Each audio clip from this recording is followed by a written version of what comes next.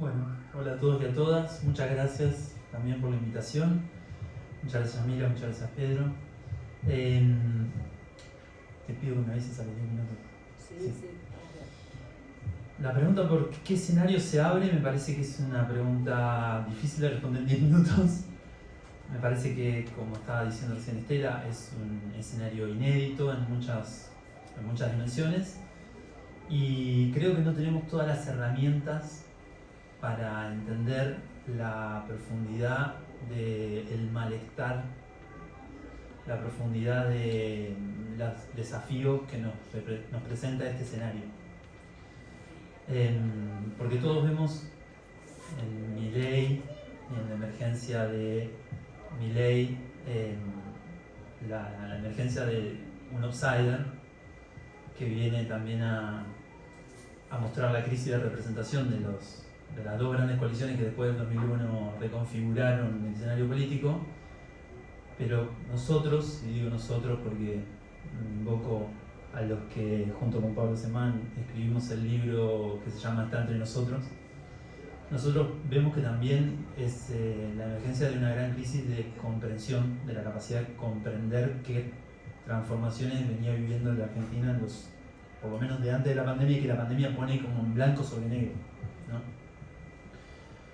Y me parece que para empezar a pensar qué escenario enfrentamos hay que partir de ahí, de que no tenemos todas las herramientas y que necesitamos estas discusiones y que necesitamos escucharnos y conversar a fondo y no ahorrarnos nada en la crítica, hacer el diagnóstico más ajustado posible de la grave situación que vivimos. Por eso, en primer lugar, quería comentarles que nosotros estuvimos trabajando con jóvenes desde la pandemia para acá. Sí, con este libro y también con otro que traje también, donde volcamos un poco el trabajo de campo, la experiencia de trabajo de campo que les quería comentar. Y lo que quería puntualizar es que vimos que había una crítica social juvenil previo a la aparición de Milei, o simultánea a la aparición de Milei, y también a la militancia libertaria, que era ya muy masiva a la salida de la pandemia. Y que esa crítica social juvenil al Estado, a la economía y a la política, no era solamente de aquellos que más tímidamente y luego más enfáticamente decían que iban a apoyar a Milei o que lo iban a votar, etc. A Milei, a Esper, a distintas figuras que se fueron también posicionando en ese eje. Y esa crítica que obviamente la Libertad Avanza capitalizó políticamente, me parece que es también parte de este escenario y que no está totalmente cerrada y que fue capitalizada políticamente por los libertarios, pero que no sé si va a ser siempre capitalizada por ellos, conducida por ellos, anudada por ellos, y quizás parte del diagnóstico que hay que hacer de este escenario es que hay un fenómeno que trasciende la figura de Milei, que es esta transformación en las sensibilidades juveniles en relación con el Estado. Lo que nosotros pudimos ver es que el Estado aparece en la visión de estos jóvenes siempre como un obstáculo, como un actor sobre el cual hay que dudar, como ya sea también por ser beneficiario, el estigma de ser beneficiario del Estado, ¿no? A diferencia de otras generaciones, estas generaciones no piensan en militar el Estado, ¿no? Es una sensibilidad fuertemente crítica del Estado. Pero sobre todo no es tanto una crítica doctrinaria como la de Milei, la que Milei conduce al Estado en cuanto a su existencia en la vida social, sino más bien es una crítica al estado en que se encuentra el Estado. Y ahí supongo la cuestión de la educación.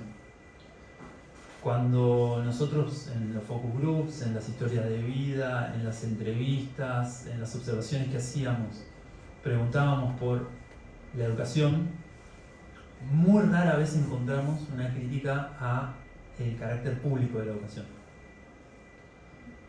Más bien lo que encontrábamos era un rescate a la idea de lo que se llaman los tres pilares. Me parecía mucho esta idea que quizás sea más extendida, de los 3 pilares: la salud pública, la educación pública, la seguridad pública.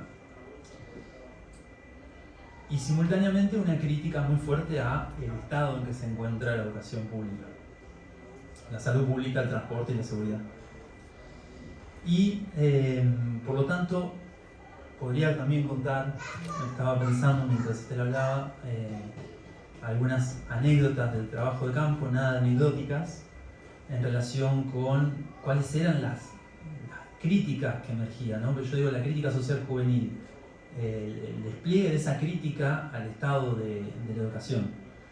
Y en muchos puntos es más una crítica a las formas de transmisión de la escuela, las formas de transmisión intergeneracional, antes que, ya les digo, al carácter público o hasta incluso a esta discusión que también me parece que es importante poder situarla en el escenario sobre el adoctrinamiento. Como decía antes, y también creo que como decían Florencia y Estela, se puede encontrar en la pretensión de la libertad avanza, en la pretensión de los libertarios de poner en el eje de la discusión sobre educación ahora la discusión sobre el adoctrinamiento en las escuelas, haciendo una falsa dicotomía entre adoctrinamiento y libertad. Y cuando venía para acá pensaba en decir esto y repasé la declaración de Adorni cuando anuncia que van a sacar estas modificaciones de la ley y el que van a abrir canales para denunciar que los estudiantes denuncian a los docentes, como en el estilo de la escuela sin partido en Brasil, al mejor estilo bolsonarista. Y él dice: para aquellos que sientan que están perdiendo su derecho y la libertad de ser educados y en realidad están recibiendo otra cosa que no sea educación, sino adoctrinamiento, ¿no? Aquellos que sientan, que tengan la sensación de que no están siendo educados sino adoctrinados y que no pierdan su libertad. Esa falsa dicotomía, esa falsa presentación entre libertad y adoctrinamiento, me parece que se puede discutir y que se puede situar mucho mejor, mostrando que en la escuela argentina pasan muchas cosas, pero no adoctrinamiento.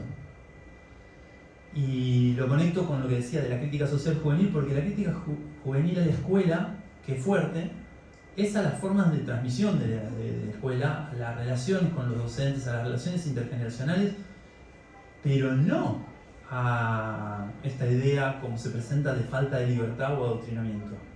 Y mucho menos a lo que también circuló estos días y que me parece que va a ser una línea del gobierno, de las figuras principales del gobierno, que es la idea de la desescolarización, ¿no? Lo que dijo Venegas Lynch de la libertad de, si necesitas a tu pibe dejarlo, que no vaya a la escuela, de educarlo en tu casa, ¿no? Me parece que ahí ellos le erran. Me parece que ahí, por el contrario, entre los jóvenes hay más bien un reconocimiento de la escuela como un lugar importante al cual ir a discutir, al cual ir a quejarse, del cual criticar, ¿no? Paradójicamente la escuela sigue siendo ese lugar, esa institución sobredemandada, al cual ir a hacer bardo, al cual ir a pelearse, al cual ir a... Pero esa función de socialización, de ser el lugar de encuentro, de buscar a los amigos, de ser también el lugar donde se construye la idea de ser joven, esa referencia a la escuela todavía no lo he perdido. Entonces no hay una demanda de desescolarización. Por eso también vi algunas encuestas, que no son más que encuestas, ¿no? Pero que mostraban que la frase de Venegas Lynch tuvo un alto rechazo. Precisamente porque está atacando el carácter público de la educación. No así, me parece, la discusión sobre adoctrinamiento, que sí hace base sobre esta crítica juvenil, sobre la transmisión, sobre cómo se plantea la forma de autoridad de la docencia, de también el corset ideológico de lo políticamente correcto, cómo se vive en relación a lo que ha sido la discusión sobre la narrativa de qué ha producido la democracia en los últimos 40 años en la Argentina, para una generación que vivió por lo menos 8 años de estancamiento económico y que siente que vive sobre sí el peso del estigma de ser una generación que, a diferencia de sus hermanos, sus primos mayores que vivieron la economía kirchnerista, no puede cumplir con las demandas de su familia, de sus padres, etcétera, que es la autonomía personal, la pensarse en un proyecto personal a futuro, la posibilidad de estudiar en la universidad, de irse de la casa, de tener un trabajo, ¿no? Que explica en buena medida también que muchas de las cosas que el macrismo había intentado instalar con la idea de emprendedurismo en la educación, y acá recuerdo que uno de las puntas de lanza de la idea del emprendedurismo la llevó adelante Esteban Bullrich y no prendió, y que ahora sí lo haga, ¿no? Y que ahora, después de la pandemia, después de la fuerte crisis del trabajo, la fuerte crisis que trae el pluriempleo necesario para poder sostener algún ingreso después de la pandemia para las familias de sectores populares y para muchos jóvenes de sectores populares, eso es lo que nosotros vimos en el trabajo de campo, cómo florece esta idea del emprendedor para darle un estatus simbólico a todo aquello que antes aparecía como un hobby o como una changa, ¿no? Y también para disputar con la idea del trabajo asalariado la posibilidad de que la actividad que uno está desarrollando es una actividad también digna, con alguna perspectiva y con alguna posibilidad de pensarse como una actividad que es fruto del esfuerzo personal y que eso lo torna digno de ser presentado así públicamente como un emprendimiento o un emprendedor, ¿no? Entonces me parece que mucho de lo que el macrismo sembró lo recoge y lo potencia estos discursos del mileísmo. Creo que habría que poder entender que la prédica libertaria pudo hacer un nudo, pudo hacer un puente con esta crítica social juvenil luego de la pandemia y ahora en los primeros meses de gobierno, pero que no siempre va a ser así y que creo que tenemos que trabajar para encontrar esas formas de desanudar, ¿no? Estos puentes entre la experiencia de los jóvenes, la experiencia de las familias y los posicionamientos y los núcleos ideológicos fuertes como el de Venegas Lynch, ¿no?